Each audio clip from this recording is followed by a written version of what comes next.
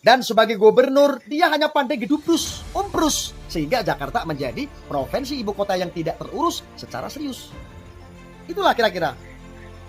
Dan seorang Anies juga punya kedekatan dengan ex-HTI dan napi teroris. Itu pemirsa.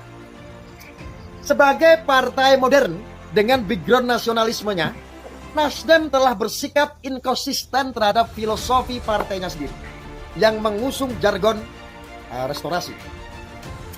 Saya menduga hal ini ditenggarai oleh oligarki yang ingin menjadikan Indonesia sebagai ladang untuk mengeruk keuntungan yang sebesar-besarnya jika Anies menjadi presiden.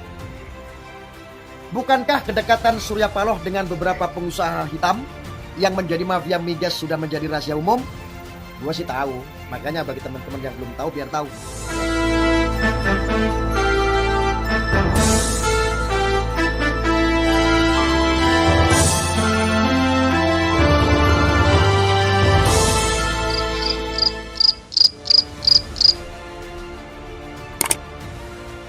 Assalamualaikum warahmatullahi wabarakatuh. Saudara-saudaraku dimanapun Anda berada, saya akan berbagi sedikit tentang Nasdem. Mudah-mudahan bermanfaat ya.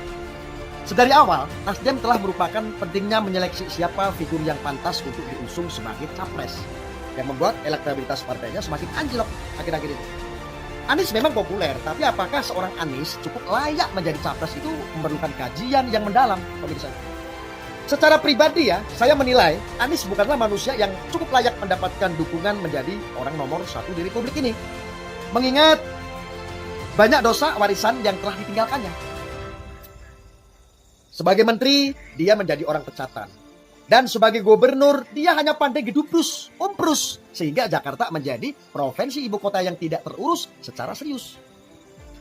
Dan sebagai seorang intelektual, Anies lebih banyak membual daripada memanfaatkannya untuk memperbaiki kondisi sosial dengan mempraktikkan simbiosis mutual terhadap masyarakatnya, pemirsa. Tapi jika menyangkut hal anggaran manajemen Pat Gulipat, dia memang pakarnya. Itulah kira-kira. Dan seorang Anies juga punya kedekatan dengan ex-HTI dan napi teroris. Itu pemirsa.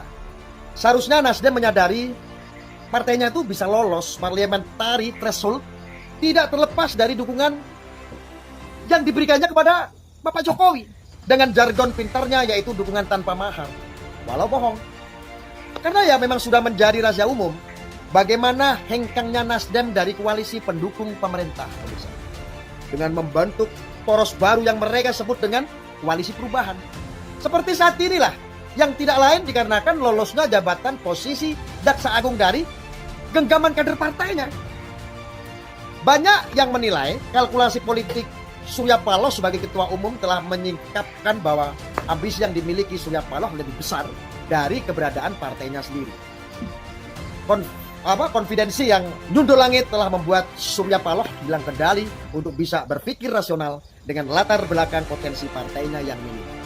Ditambah kesombongannya mendeklarasikan figur capres yang bertolak belakang dengan karakter kepemimpinan Jokowi telah membuat elektoral partainya semakin anjlok signifikan. Sebagai partai modern dengan background nasionalismenya, Nasdem telah bersikap inkonsisten terhadap filosofi partainya sendiri yang mengusung jargon restorasi. Sehingga restorasi yang mengandung makna perbaikan, pemulihan atau perubahan seperti nama yang digunakan untuk poros koalisi yang digagasnya. Dicurigai oleh banyak kalangan yang mengatakan bahwa Nasdem sedang berupaya merubah apa yang telah dilakukan pemerintahan saat ini.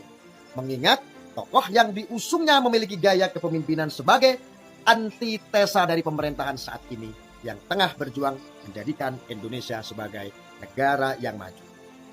Sementara itu pemirsa, sang badut Yaman ini yang ekstasi karena dipicu mimpi besarnya untuk berkuasa, sibuk curi star dengan menebar pesona ke sana kemari. Kayak ABG aja. Walau hal itu disanggah pihak Nasdem dengan mengatakan bahwa Anies saat ini sebagai orang biasa dan belum terdaftar sebagai capres. Apakah hal ini tidak bisa menjadi bukti bahwa Anies sedang berkampanye? Dan saat ini Nasdem sedang mengalami keterpurukan pemirsa, disebabkan banyak elit dan kader partainya yang hengkang meninggalkannya. Hal ini menyiratkan secara jelas bahwa sebagai partai berbasis nasionalisme, Nasdem telah menjadi partai yang mengedepankan egoisme ketua umumnya sehingga ditinggalkan kadernya yang menganggap bahwa Nasdem telah mengkhianati platform partai yang begitu nasionalis, menjadi al-kadriyem. Kabar terakhir, Nasdem telah ditinggalkan oleh dua elit partai yang memiliki pengaruh besar di internal partai, yaitu Enggar Lukita dan Siswono Judo Husodo. Setelah sebelumnya kan ditinggalkan sama Niluh Jelentik dan dua kader intinya keluar dari Nasdem. Terus terang, saya jadi curiga keluarga elit-elit Nasdem ini sangat erat hubungannya dengan sikap Nasdem yang mengusung Anies sebagai baca presnya. Artinya bakal calon presiden lah ya. Yang kalau kita telisik lebih dalam, dukungan Nasdem terhadap Anies tidak mungkin berdiri sendiri. Saya menduga hal ini ditenggarai oleh oligarki yang ingin menjadikan Indonesia sebagai ladang untuk mengeruk keuntungan yang sebesar-besarnya jika Anies menjadi presiden. Bukankah kedekatan Surya Paloh dengan beberapa pengusaha hitam yang menjadi mafia migas sudah menjadi rahasia umum? Gua sih tahu, makanya bagi teman-teman yang belum tahu biar tahu, ya. Seperti Reza Khalid yang menjadi buronan negara bisa menghadiri gelaran acara Nasdem. Jos nggak? Mantap kan? Dan ipar Surya Paloh sendiri, Rosano Bara yang diduga telah merugikan negara sebesar 280 miliar dalam proyek pipanisasi di Pulau Jawa. Masih ingat? Jika hal ini benar, maka Indonesia akan menghadapi kondisi yang sangat-sangat genting. Hanya satu pilihan yang bisa kita lakukan. Menghancurkan Nasdem berarti menenggelamkan Anies Baswedan yang menjadi boneka oligarki dan wayang para badut-badut Yaman. Merdeka!